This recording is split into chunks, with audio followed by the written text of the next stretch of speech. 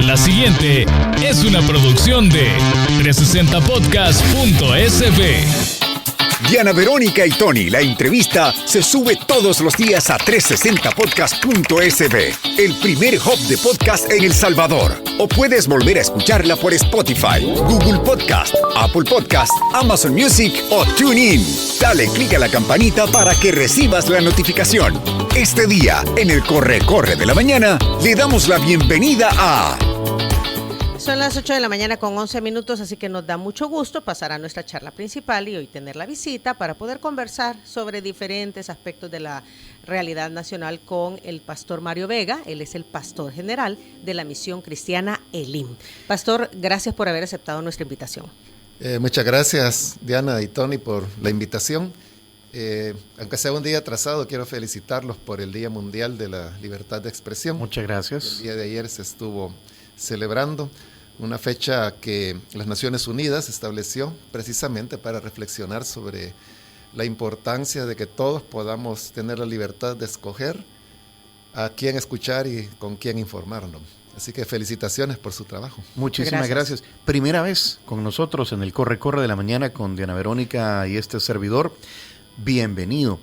Y es que, bueno, podríamos decir que dentro de la actividad pastoral, tanto la Iglesia Católica, la Iglesia Evangélica en nuestro país, hay líderes religiosos que no solamente instruyen a su feligresía sobre los temas eminentemente religiosos, espirituales, también opinan sobre las situaciones que pasan en el país. Y el pastor Mario Vega es uno de ellos.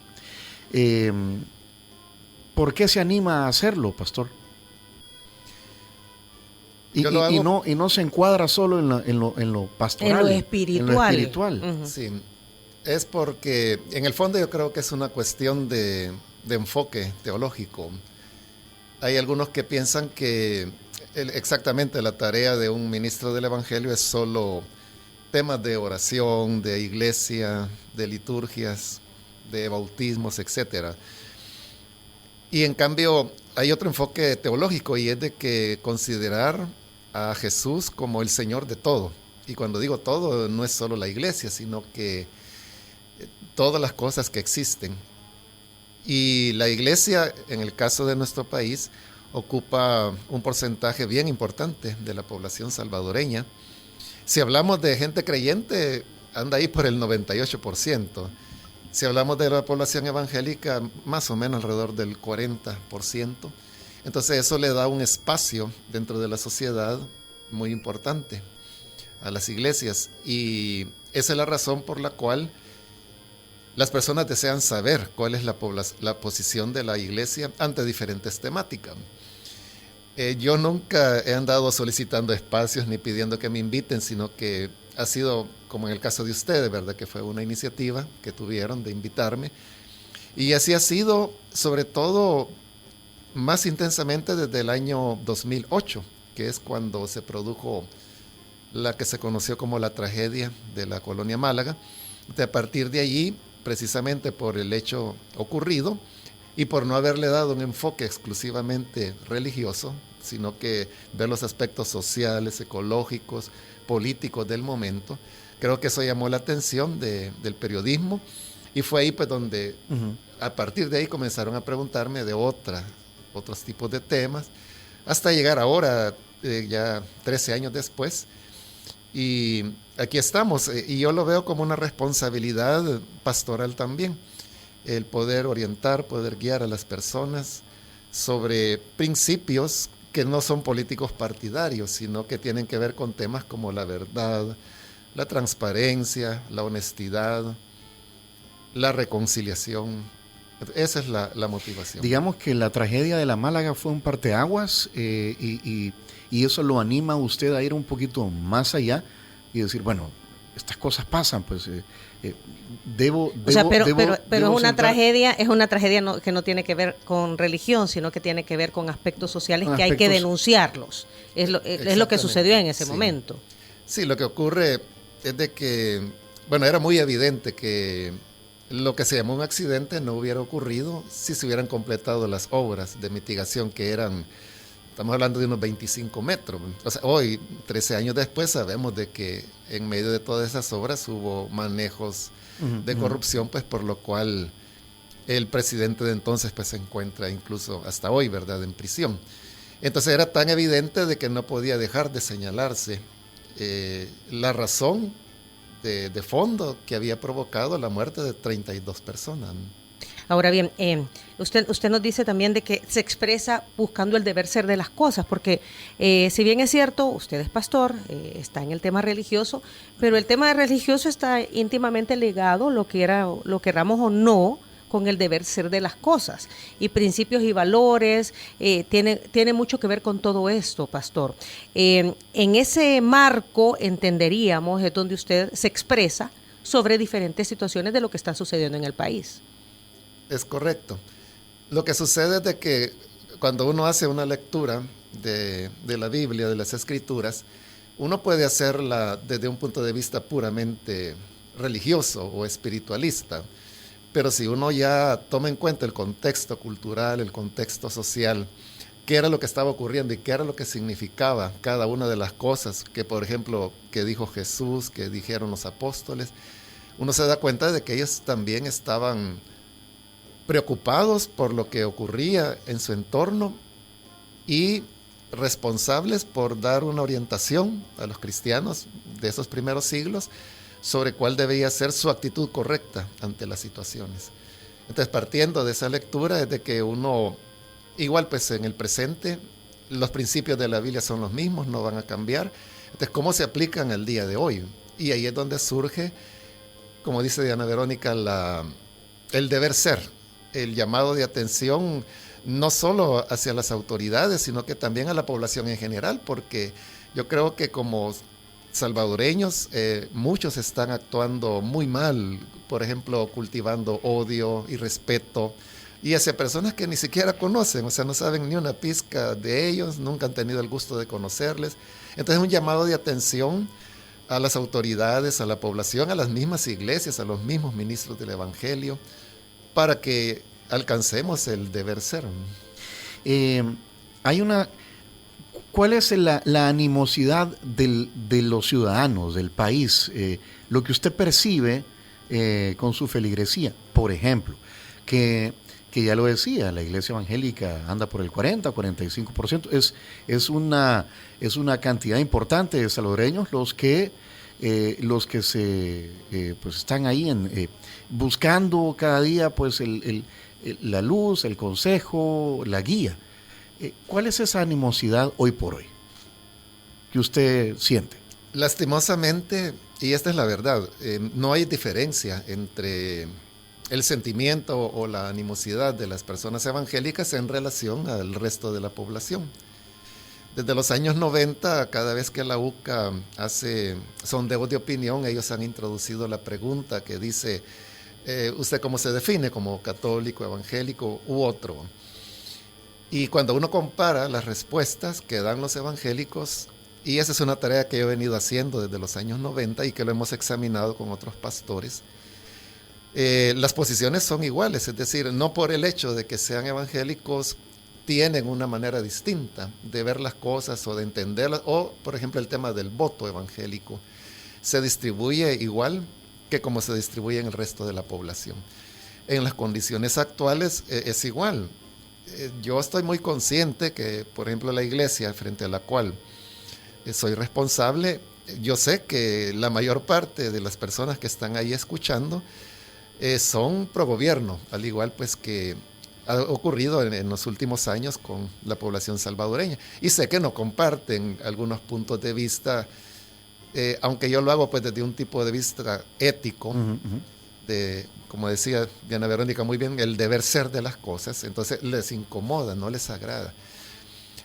Pero por eso es que yo siempre trato de ser muy respetuoso, tratar de entender los puntos de vista que tienen las personas y hacer razonar sobre hechos que puedan ser constatables y no inventos o cosas que uno pueda hacer desde un interés político partidario. Son pro gobierno, pero usted por lo menos dice que salga, que piensen, ¿verdad? O sea, que los invita a abrir los ojos ante las realidades. Así es, provocar reflexión y a partir de las escrituras, porque de eso se trata, ¿verdad? No es una reflexión sociológica, aunque conlleva pues elementos sociológicos, pero la base es la respuesta a la pregunta como cristianos, ¿qué nos corresponde ante el momento actual que vivimos? ¿Y qué nos corresponde?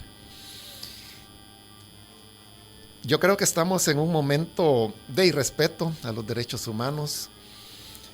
Por hablar quizás de algo muy cercano, tenemos el tema de las capturas ilegales o injustas. Yo no tengo ninguna duda que en estos 23,000 personas detenidas, que ayer dijeron 23,000 van ya. Sí. Ese fue el dato del ministro de Justicia ayer. Yo no dudo de que ahí hay miembros de pandillas o colaboradores o simpatizantes, y que ojalá que todas estas personas que están ligados se les pueda individualizar en sus responsabilidades, que tengan un juicio justo, y que si hay algo pues que... Perdón, solo que ayer decía el ministro que 10,000 personas ya estaban siendo fueron procesadas. Presentadas ante un juez. Ajá, al menos. Ya estaban siendo procesadas de los 23,000. Lo cual es un récord, ¿verdad? Que no sé cómo lo lograron, no sé si por docenas o por cientos fueron haciendo esas audiencias preliminares, ¿no? ¿Y cómo van a hacer para investigar durante el periodo administrativo, que más o menos son 3 meses, 10,000 personas pues que ya pasaron a esa etapa? No sé, ¿verdad? Eso es algo que ellos deben explicar. Pero el problema es de que en esas personas capturadas hay muchas que son inocentes. Y por ejemplo, ahí hay personas, miembros de la iglesia, que no tienen nada que ver con estructuras de pandillas y que están detenidos. Eso, por ejemplo, es una cuestión inhumana. Sabemos de que ya hay por lo menos 5, no estoy seguro si 6, porque como que ayer hubo una noticia algo confusa, pero al menos 5 personas que ya fallecieron, que han perdido la vida como resultado de estas capturas. Entonces, ¿qué tiene que hacer un cristiano ante eso? Ante el hecho de que personas inocentes están siendo llevadas a prisión. Muchos de ellos son jefes de hogar, madres de familia, jóvenes. Algunos de ellos están muriendo. Hay personas autistas que están detenidas. Bueno, ya hay 2 personas con problemas mentales que fallecieron también. Entonces, ¿al cristiano esto le debe importar o no le debe importar? ¿Dios tiene algo que decir en relación a los inocentes que están siendo condenados o no? Entonces, esas son las preguntas que creo yo que debemos hacernos y debemos responder. Ahora, pastor, la población necesita seguridad. O sea, este problema de los grupos irregulares es difícil, es de años. Los que viven en colonias, en barrios en donde este tipo de grupos irregulares pues han dominado y han pasado o han hecho vivir mal a las personas, pues la población apoya este tipo de acciones. Eso lo dicen las encuestas. Ahora, ¿cuál es el punto deber ser? Y vuelvo al tema del deber ser, porque usted está apuntando en estas capturas, pues se han llevado a gente que es inocente. Entonces, ¿qué debería de estar pasando? Tomando en cuenta que esto es necesario, estas capturas para quitar de las poblaciones estos grupos irregulares, que no hacen ningún bien, sino que mucho daño. Pero también se han dado estos casos que entendería yo, pues que son obviamente lo menos, pero sí se están dando, de personas inocentes que están siendo llevadas. O sea, ¿qué esperaría desde el punto de vista cristiano entonces, pastor? ¿Qué esperaría de parte de las autoridades? Que se reconocieran este tipo de situaciones, que se aclararan y que se liberaran, por así decirlo, lo más rápido posible, en el sentido de dentro de estas capturas, pues de repente se dan errores. Pagan justos, ¿verdad?, por pecadores. Pagan justos por pecadores y entonces deben de hacerse las correcciones necesarias. Sí, yo en este caso creo que tiene que corregirse la política de capturas dentro de este estado de excepción, porque según los mismos miembros de la Policía Nacional Civil les han colocado una cuota, que al principio eran 500 capturas diarias, hoy parece que son 1,000 capturas diarias. Entonces, por cumplir esta cuota, por ejemplo, algunos de ellos mencionaban que en Guarjila, creo que era, si no estoy mal, de que les habían pedido capturas con cuota. Creo que para Guarjila eran como 30 capturas diarias, y sucede que ahí no hay pandillas, no hay estructuras, entonces ¿a quién se va a detener? Entonces, cuando la base está sobre un efecto publicitario de querer presentar de que llevamos 1000, y yo creo que la idea es de que al final de los 60 días de estado de excepción, decir tenemos más de 60,000 capturados. Pero el problema es de que en la medida que el tiempo va avanzando, yo creo que se producen más y más capturas injustas. Entonces sería corregir eso y hacer las capturas, pero sobre la base de la investigación, para que así los jueces también puedan tener una tarea más correcta con su vocación, que sería actuar sobre la base de resultados y de documentación, de pruebas que relacionen a las personas con determinado delito, y no sobre la base de un lineamiento político que se ha dado de que hay que enviar a 10,000 a prisión, porque ese es el lineamiento político del momento. La pregunta que hay que hacerse también es, vaya, una vez que esté, porque hasta van a construir nuevas cárceles, nueva infraestructura, ¿qué va a pasar? O sea, ¿hasta dónde va a llegar? ¿Cuántos regímenes de excepción se van a prolongar? O sea, ¿qué viene después? Yo creo que hay que preguntarse. Y también hay que decir que buena parte de la población, según las encuestas, está a favor de esto. Claro, las personas están a favor porque es la cultura salvadoreña, que es una cultura de agresividad, de venganza, y la idea que lastimosamente desde niños muchos reciben, de que las cosas se resuelven por la violencia, por la fuerza. Entonces, siguiendo esa lógica, la gente aplaude este tipo de cosas, sin darse cuenta de que llevamos ya más de 20 años de estar aplicando la misma política de mano dura, ya sea que se llame mano dura, supermano dura, plan control territorial, estado de excepción. O sea, en el fondo es lo mismo, los nombres cambian, los gobiernos cambian, pero la política es la misma.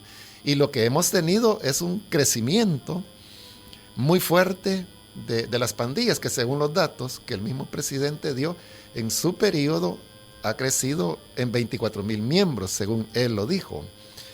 Entonces, si esos son los resultados y vemos de que las pandillas ahora son actores políticos, que los partidos tienen que sentarse a negociar con ellos, los alcaldes tienen que sentarse a negociar con ellos, si no, no pueden hacer su trabajo.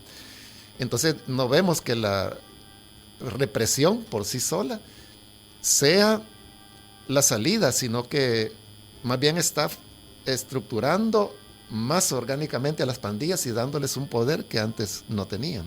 ¿Por qué?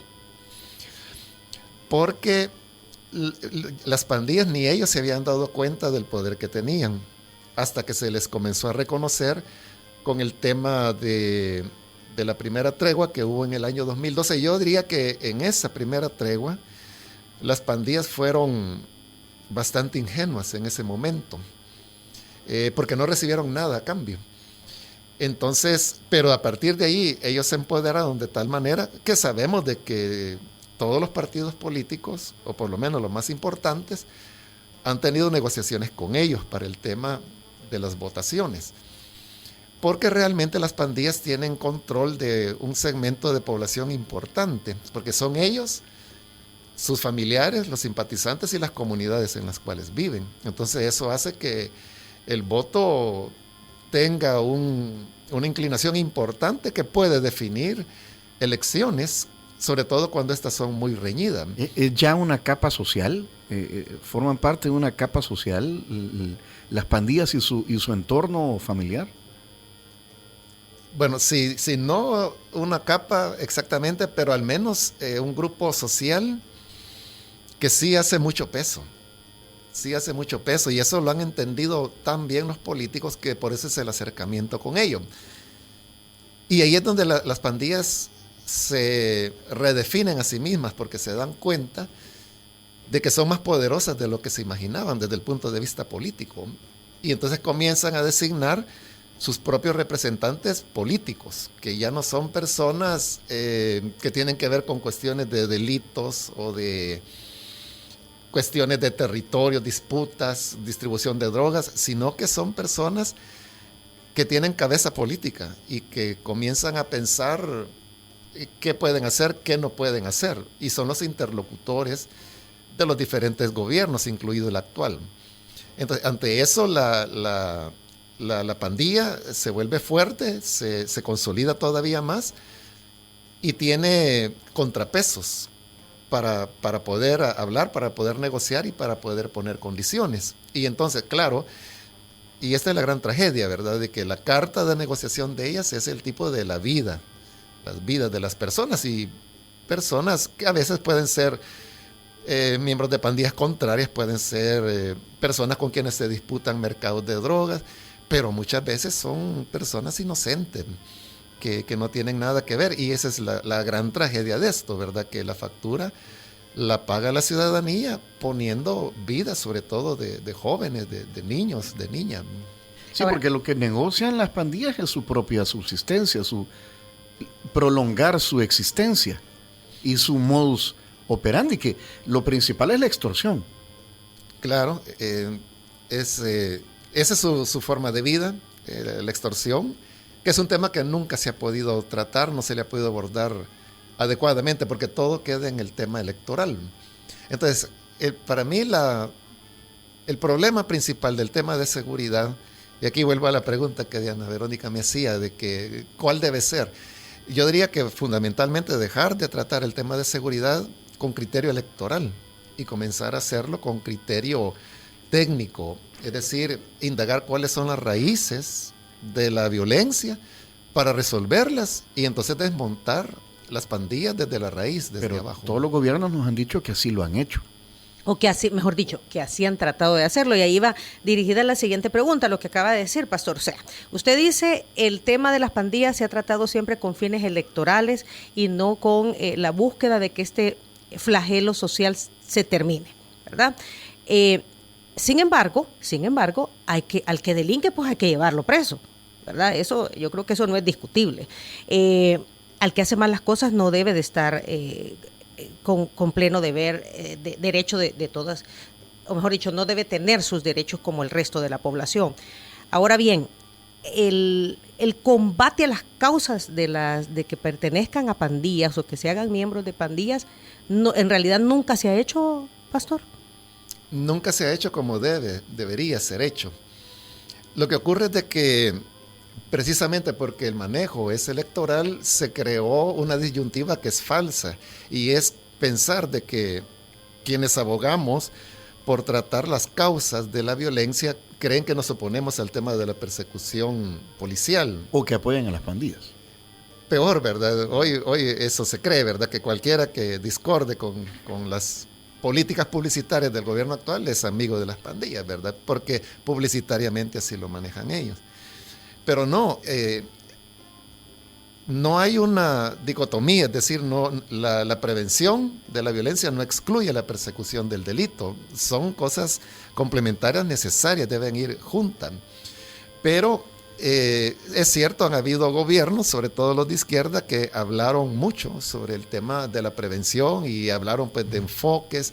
Se formó, por ejemplo, el Consejo Nacional de Seguridad y Convivencia Ciudadana, que es un esfuerzo de ir a las raíces, pero nunca se asignaron los fondos, ni la voluntad, ni el interés, ni siquiera fue una política coherente, porque mientras los gobiernos de izquierda, por ejemplo, hablaban mucho sobre el tema de la prevención, con la otra mano estaban ejecutando una mano no dura, sino que durísima, que llegó hasta el extremo de las ejecuciones extrajudiciales, sumarias, ¿verdad? Que se dieron, por ejemplo, en el año 2015, que fue un estallido violento terrible en nuestro país, lo cual viene a demostrar otra vez que la fuerza, la represión por sí sola, no va a solucionar el problema.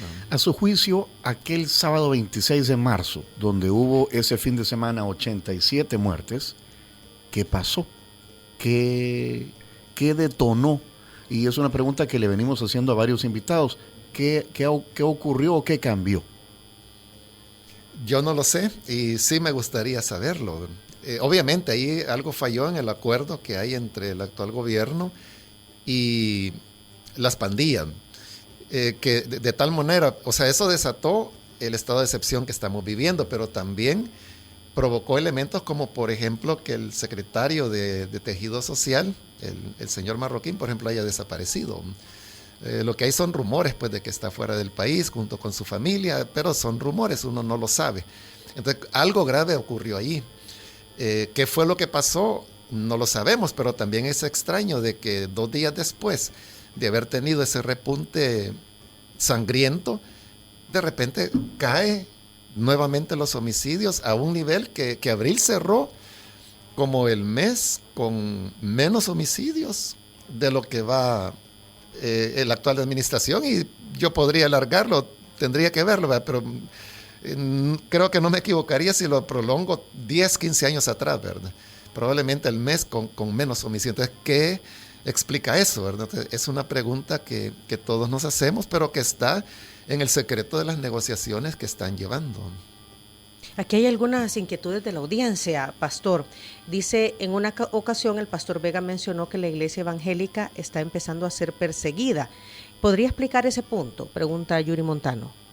Sí, yo hablé de persecución, eso fue a finales del año pasado, precisamente por los ataques que uno recibe.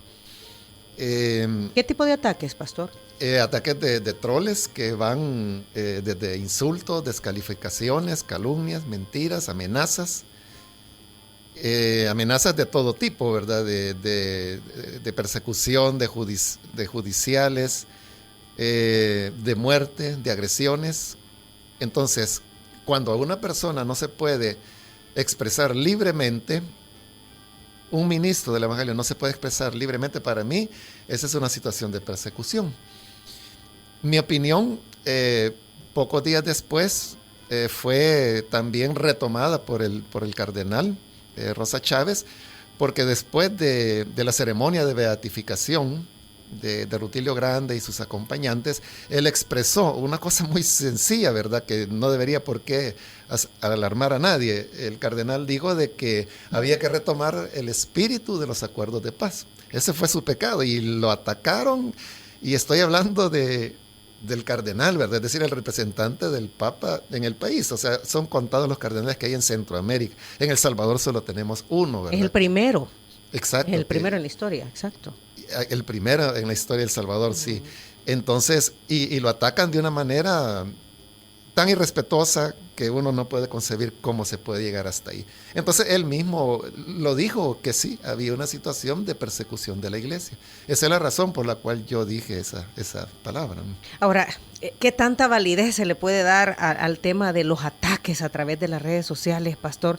Tomando en cuenta que todos sabemos que detrás de esas cuentas no hay nadie, ¿verdad? Aquí hay 10,000 cuentas que maneja una persona de repente, pues, ¿verdad? No hay información confirmada, pero sí se sabe de que detrás de estas redes sociales hay un grupo que maneja, pero que se magnifica, ¿verdad? Sí. El problema para mí es de que esas cuentas troles, como se le llama, que son falsas y, como usted lo ha dicho, pues hay gente que recibe un salario para eso, crean una inadversión en las personas. Entonces las personas son tan sencillas que cuando leen eso, por un lado creen que es cierto. Por otro lado, o sea, por ejemplo, ahorita a mí me están diciendo que soy defensor de las pandillas, que yo recibo dinero de las extorsiones, que los miembros de la iglesia son pandilleros, cosas así, ¿verdad? De hecho, hay varios comentarios acá a través de la transmisión de Facebook y a través de WhatsApp que hablan de eso. Que van en ese sentido. Que van en ese sentido. Lo que pasa, a ver, están creando o ponen a pensar o ponen la duda en gente, o sea, desde la virtualidad generan duda en las personas de carne y hueso. Exactamente. Eso es lo que quiere decir. Exacto. Ese es el problema, de que habrá gente sencilla que cree que es cierto, que yo soy dirigente de pandillas o que toda la gente de LIM son pandilleros. Es que con el solo hecho, mira, allí dicen que, exactamente, ¿verdad? Y la gente no sabe si es cierto, no le consta, pero esa famosa frase, ahí andan diciendo que, sí, y ya eso crea la duda. Y no todas las personas tienen los criterios suficientes como para ponerse a preguntar, ¿eso será cierto o no será cierto? O lo deja pasar. Sí, o lo deja pasar y en el peor de los casos sería alguien que diga, bueno, entonces si yo me encuentro a este tipo, yo algo le voy a hacer, ¿verdad? Y si es una de esas personas locas que andan por la calle con gran facilidad que hay en nuestro país de obtener armas y anda armado, entonces uno es expuesto a peligros que quizás comenzaron así por motivos políticos, jugando, inventando mentiras, pero que pueden llevar a hechos fatales. O sea, ese es el verdadero... Sí, porque vaya, a veces con Diana Verónica pues también nos atacan, ¿verdad? Dependiendo de cuál es nuestro último invitado, nos dicen que somos esto o lo otro. De un lado o del otro. Sí. Pero pues sí, como ya tenemos bastante tiempo en esto, duermo tranquilo y no me afecta. Pero cuando desde la virtualidad afecta el pensamiento de las personas de carne y hueso, ahí sí, dice usted, porque los ataques son duros y son legiones, ¿verdad? Son, sí. Quien no ha estado sometido a ese bombardeo todavía no sabe. Exactamente, ese es el punto, cuando la gente dice, bueno, ¿y por qué él dice que hay persecución de la iglesia? Venga y póngase de mi lado, ¿verdad? O póngase en el lado del padre Chopin o del cardenal Rosa Chávez, y entonces va a entender por qué hay persecución, porque claro, ellos no les dicen nada, o sea, más bien ellos están participando de esa comidilla, de esa nube o de esa ola de comentarios. Yo no dudo de que ustedes han de tener sus troles asignados, ¿verdad?, para este programa, y son los que están escribiendo y enviando mensajes y que lo hacen desde diversas cuentas para crear la impresión de que la población está, digamos, inconforme con ustedes porque me han invitado o inconformes con lo que yo estoy diciendo, pero ese es el trabajo, o sea, para eso les pagan, ¿eh? El problema es que cuando la gente ve eso, creen que es la población que lo está haciendo y no saben que son personas designadas con ese fin puramente político y publicitario. A ver, pastor, ¿y cómo hacemos ante situaciones como estas? Porque yo ya me imagino usted en su mensaje, ¿verdad? Tratando de hacer entender a sus seguidores que hay que pensar, que hay que analizar y que no hay que creer todo lo que le cuentan o todo lo que lee. O todo lo que se publica. O todo lo que se publica. ¿Qué hacemos? Porque nosotros defendemos ese tema también, pastor, en el sentido, mire, lea, analice, ¿verdad? Pregunte, pero trate de preguntar a los que saben y fórmese su propio criterio, porque vivimos en una era de mucha desinformación. Yo creo que esos llamados a la razón y a informarse son importantes, pero yo, como dije al principio, ¿verdad?, yo hago esto por mi responsabilidad como ministro del Evangelio, entonces yo voy más al fondo. Y es de que si decimos que somos cristianos, que somos un país de creyentes, entonces ¿cómo es posible de que podamos odiar y dar expresiones como las que vienen en las redes en contra de personas a quienes no conocemos, acerca de quienes no sabemos nada? Entonces, un cristiano, ¿cómo puede hacer eso? Cuando Jesús nos dio un mensaje, es que Jesús fue radical y entonces Él dijo, amen a sus enemigos. O sea, es radical, ¿verdad? Amen a sus enemigos. Entonces, si yo incluso creo de que determinada persona es mi enemigo, Jesús dice que tengo que amarlo. Entonces, a ese llamado de conciencia veo yo de que es cierto, ¿verdad? Hay que conocer, hay que informarse, hay que leer, no hay que cansarse de hacerlo, ver todas las fuentes, pero también preguntarnos, o sea, otra vez, ¿verdad?, yo como cristiano, ¿está bien lo que estoy haciendo? ¿O estoy actuando como alguien que realmente no conoce a Dios? Pastor, en los sondeos que hemos presentado, que se presentan notas ahí en Teleprensa, cuando en la noche que estamos ahí, lo que escuchamos es que hay gente que está de acuerdo con el régimen de excepción, con las medidas que está tomando el gobierno o con las que incluso tomó con la pandemia y todo lo demás. Y lo que dicen es, bueno, si yo no soy delincuente, pues entonces no debo nada, no tengo nada que temer. Estamos ante una situación donde la gente está de acuerdo en entregar parte de sus derechos, porque eso es el régimen de excepción, que limita ciertos derechos, a entregar ciertos derechos a cambio de una seguridad, o usted incluso lo llamó una paz artificial. Sí, es que estamos en una situación en la cual yo la defino como una idolatría. Y una idolatría, un ídolo es todo aquello que toma el lugar que le correspondería a Dios en nuestra vida, en nuestros corazones, en nuestro pensamiento. Entonces, en esta idolatría se ha deificado a un régimen, a un gobierno, como que su palabra es la verdad. Todo lo que hace es correcto. Si lo que hace me afecta es porque yo no entiendo, pero él sí sabe lo que está haciendo. Entonces es una fe ciega. Y frente a eso, las personas dicen, bueno, está bien, ¿verdad? Hay que limitarnos en derechos constitucionales. Está bien, él sabe lo que hace y sin duda el régimen sabe lo que está haciendo. Los que no saben hacia dónde van las cosas es la población misma, pero como tiene esa idolatría, se deja llevar y va avanzando cediendo derechos. Hay cosas que yo creo que ya no van a tener retroceso. El régimen de excepción tendrá que terminar algún día, ¿verdad? Porque por eso es de excepción, ¿verdad? Porque es excepcional. Pero cuando termine, la imagen de impunidad que ha adquirido la policía, el ejército, le va a quedar a los soldados, le va a quedar a los policías, pero le va a quedar a la población también. Por ejemplo, hoy se sabe, y esto ustedes lo conocen muy bien, y es de que se están realizando cateos casa por casa. Eso, por ejemplo, ni el régimen de excepción lo permite, eso es totalmente inconstitucional, pero la gente ya lo da por aceptado.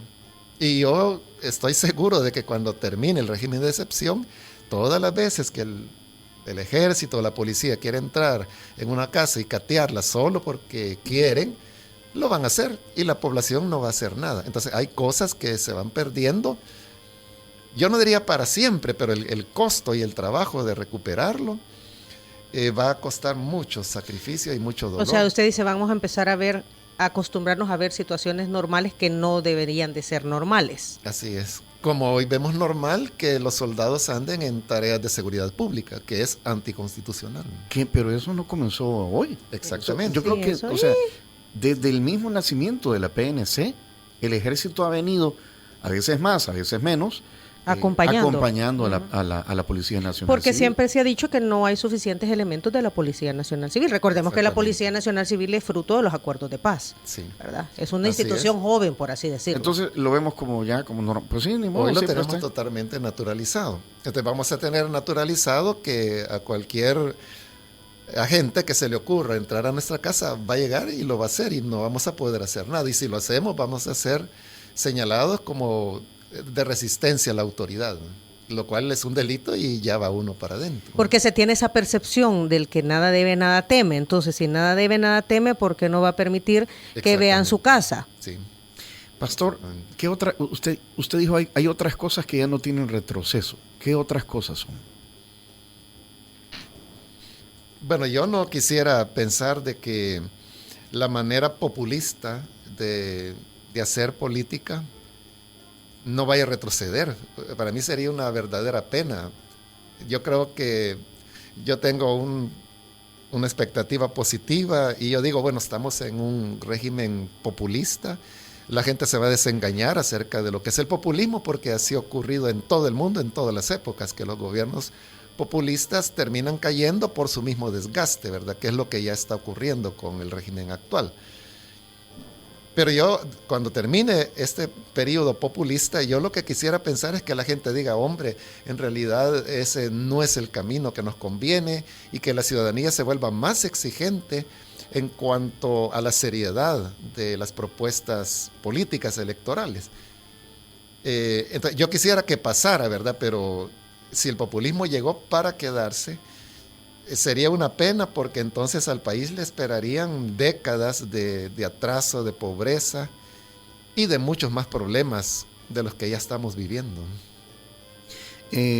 ¿Cómo definimos el populismo, pastor? Porque mucha gente dice, bueno, si me están resolviendo mis problemas, o sea, situaciones que antes no tenían respuesta, hoy están teniendo respuesta, el punto es a qué costo, ¿verdad? ¿Cómo lo definimos? Porque usted dice, la gente no se ha dado cuenta. Ajá, pero tal vez ya no es un tema de ideología, ya es un tema de, bueno, ¿quién me resuelve mis problemas? ¿Quién me resuelve mis problemas? O sea, me han pasado prometiendo que me van a resolver mis problemas, que va a cambiar mi calidad de vida, y no ha sucedido, ¿verdad? Sí. Y ahora estoy empezando a ver luces en el camino. Sí. Bueno, definir qué es populismo es un problema, ¿verdad? Porque sociólogos, politólogos no se ponen de acuerdo, pero hay algunos rasgos. Todo populismo es autoritario y todo populismo no tiene ideología. Exactamente lo que Tony estaba diciendo. Es decir, no se define ni como derecha ni como de izquierda, sino que es un pragmatismo de las cuestiones, dar lo que la gente quiere, ¿verdad? Ya sea de manera real, como en el caso de Venezuela, por ejemplo, que el gobierno hasta regaló casas, ¿verdad?, dentro de un gobierno populista, o hacerles creer que se están resolviendo las cosas, como en el caso de nuestro país, ¿verdad?, que las personas realmente no están mejor que antes. Estamos igual o peor. Entonces, pero el populismo, por medio de su aparato de publicidad, hace creer que las deudas históricas están siendo saldadas, que él nunca ha visto en el mundo, que nunca en Centroamérica, o que es lo más grande de Centroamérica. Entonces la gente le están creando una ilusión, pero ahora esos mensajes no son nuevos, pastor. Esos mensajes todos los gobiernos los han hecho. Todos los gobiernos lo han hecho, pero no con el nivel y la persistencia que lo hace el actual. Entonces, yo creo de que los problemas fundamentales, que son trabajo, salud, educación, vivienda, agua, siguen intactos. O sea, las personas no pueden decir que han mejorado en ninguna de esas áreas. Ahora, usted está diciendo lo que está diciendo, pero hay voces que se han callado o que tradicionalmente las escuchamos y ahora están como pasando el agua, o mejor no digo nada porque me van a atacar.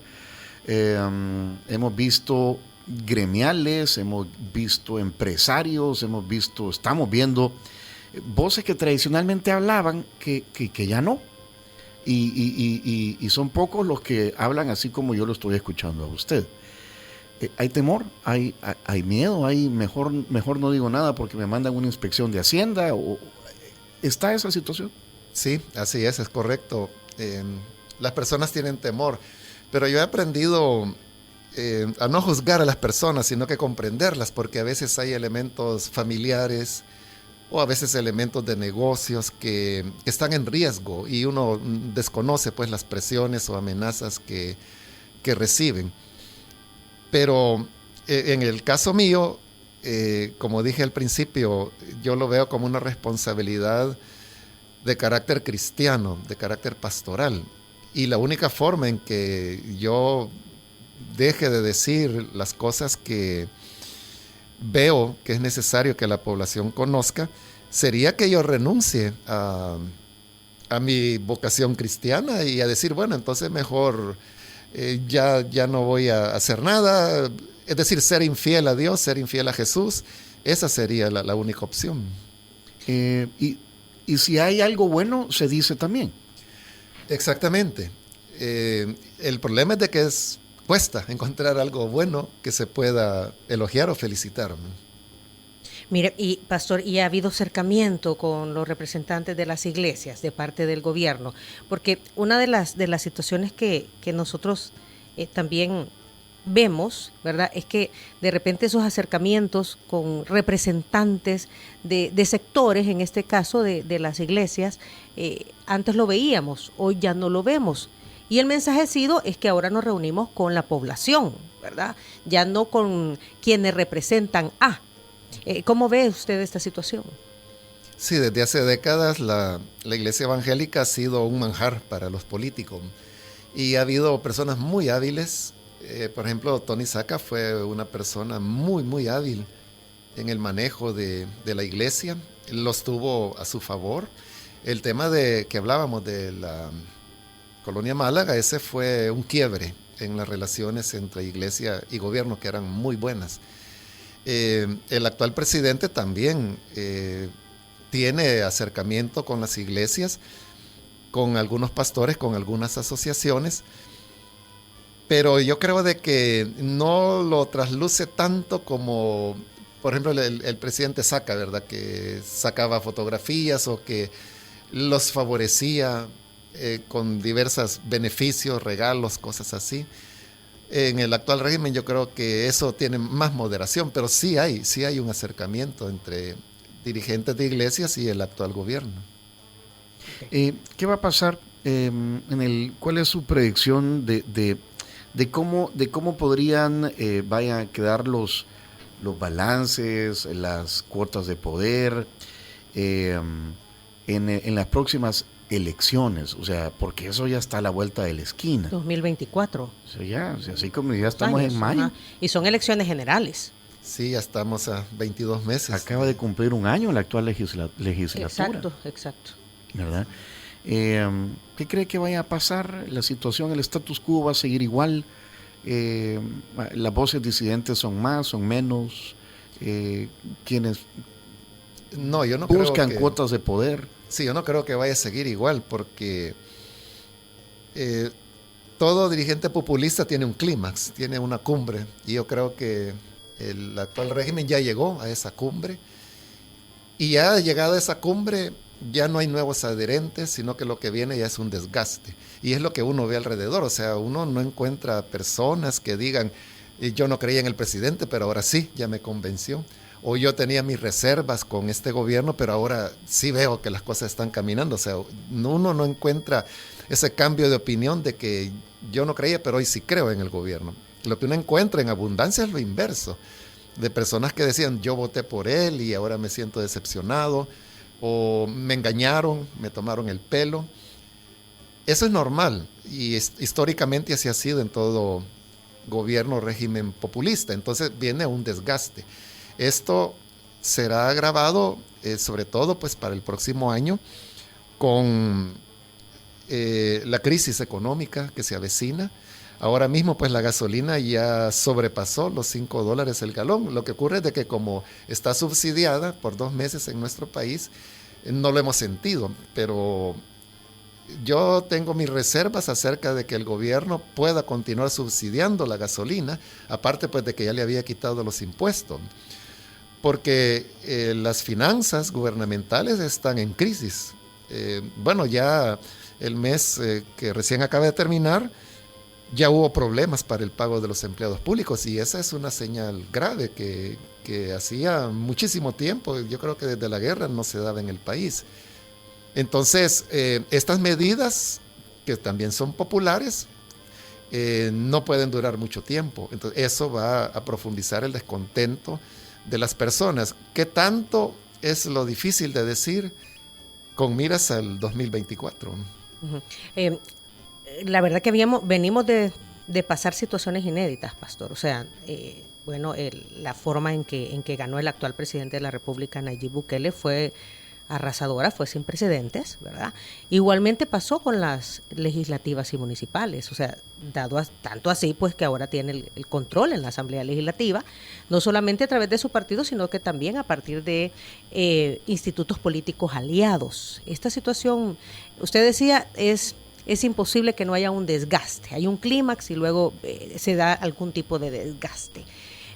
Pero otros opinan que también no se ven otras alternativas políticas, ¿verdad? Que puedan darle opción a la población. Bueno, como están las cosas, no me parece esta decisión de dar tanto poder no ha sido la mejor receta, pero tengo que ver hacia otro lado, tengo que ver otras opciones, pero esas opciones no se ven. A ver, ajá, no se ven.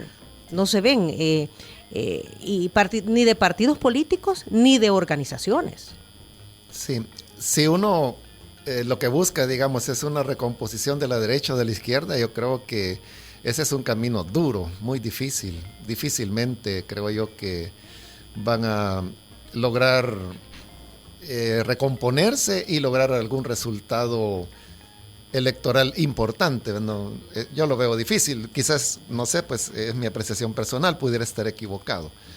Pero hay partidos nuevos que no tienen manchas, son personas relativamente jóvenes que están en el campo ahora político, pero lo que ocurre es de que en la medida que la crisis se vaya profundizando, las personas van a ir buscando respuestas, opciones, salidas. Y ahí es donde yo creo que estos partidos nuevos, que por hoy son pequeños, van a ir consolidándose y van a ir logrando un apoyo que yo no sé pues si podrán, por ejemplo, arrebatar la presidencia. Es lo que veo más difícil, pero a nivel de diputados y de consejos municipales creo que ahí sí va a haber un cambio, porque es bien evidente que la gente está muy descontenta con la actuación de los alcaldes actuales y aún con la actuación de la actual Asamblea Legislativa. De ahí sí yo creo que habrá cambios importantes.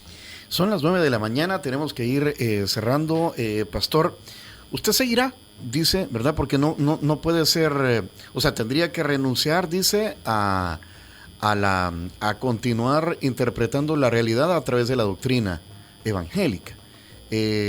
Seguirá, me imagino, a pesar de los ataques, vaya, diciendo lo que usted piensa. Sí, claro, es que lo que ocurre es que los ataques a mí me reafirman y así lo entiende también los cristianos, de que, bueno, Jesús dijo, dichosos los que son perseguidos por causa de la justicia, porque de ellos es el reino de los cielos. Ese es el problema, de que estas personas que trabajan en insultar y hacer amenazas, no tienen la clave cristiana. Entonces, como no la tienen, no se dan cuenta que a la larga es contraproducente la tarea que ellos están haciendo, porque lo que están haciendo desde el punto de vista cristiano es reafirmar que se está haciendo lo correcto. Entonces yo no me siento amedrentado, sino que al contrario, me siento reafirmado y bienaventurado por el tipo de ataques que recibo. ¿Qué le podría decir? Porque aquí hay muchos, estoy leyendo un montón de mensajes. No dudo que muchos sean, vaya, desde oficinas o desde estas estructuras, pero también seguramente hay gente de carne y hueso que tiene un pensamiento a favor o en contra, no sé. Pero a los de carne y hueso, ¿qué les podría decir? Bueno, que juzguen, que creo que han oído y escuchen pues si yo estoy defendiendo pandillas o si yo estoy defendiendo a los partidos que habían antes, o si estoy defendiendo corruptos, o si estoy hablando disparates, que si soy loco y no estoy hablando sobre las bases del raciocinio. Entonces, eso es lo que deben juzgar, ¿verdad? Saber si uno está hablando con el hígado o se está haciendo un ejercicio del uso de la razón. Y eso pues va a ir indicando el camino que ojalá pues les anime a ellos también a hacer un ejercicio de reflexión, de informarse, de leer y sacar sus propias conclusiones. Si usted dice que su feligresía es mayoritariamente pro gobierno, ¿eso no le ha generado que la gente ya no quiera ir o que se cambien de iglesia o siguen yendo? Bueno, si acaso ha ocurrido, ha sido tan mínimo que ni cuenta me he dado, ¿verdad? No, lo que sucede es de que me conocen, es decir, tengo 42 años de estar en el ministerio. Muchos de ellos, que cuando nacieron yo ya estaba ahí, ¿verdad? A otros pues yo celebré sus matrimonios y ahora tienen sus hijos que ya se están casando también. Uh-huh. Entonces, para ellos que digan, por ejemplo, de que yo soy corrupto, que yo recibí dinero de gobiernos anteriores, o sea, todos esos inventos que hacen, ellos saben que no es cierto, porque me conocen. Y ahí es donde yo decía de que a la larga esta labor de ataque es contraproducente, porque ahí es donde la gente se da cuenta que no es nada más que un ejercicio de la mentira y de la calumnia. Sí, usted dice, al volverme a ver, ¿verdad? La gente que me conoce la trayectoria. O sea, al final no es primera vez que usted habla situaciones que no son regulares en un gobierno.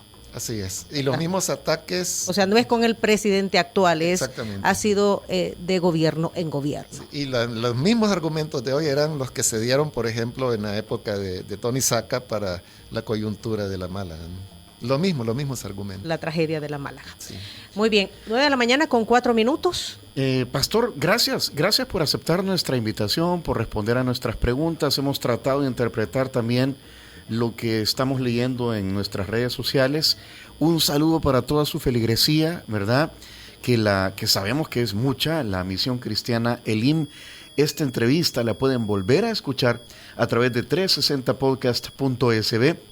Diana Verónica y Tony, la entrevista, que 360 Podcast es el universo donde convivimos varios podcasteros salvadoreños.